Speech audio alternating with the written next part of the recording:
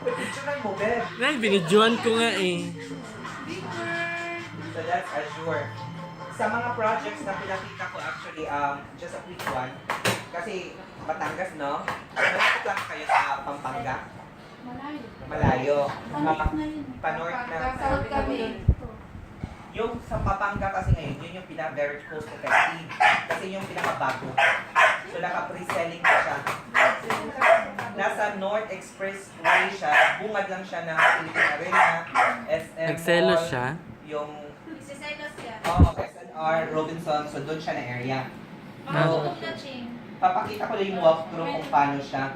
If in case interesado sa Pampanga, ito naman siya. So this is the area, location Manila, just away, North Expressway. Ayan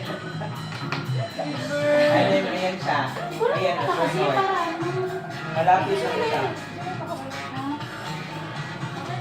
Ayan siya. So malapit siya sa mga mall. Hindi yan siya nangangagat. Big Bird. من شهر 12 لهلا لاحظتم اعطيتوني ربع Existing na yan. Oo, meron na. Reselling. Under construction. Ay, parang sa Singapore na style. Dalawang building na ginagawa. Kasi sa baba may mga Mall. Kailan naman niya na? 2019. 2019 Big Bird. 2019? Ah. 2019. After over? Oo. Tay. Maganda to. Dalawang towers ang naka-open ngayon dyan na pre-selling. Kunin ko?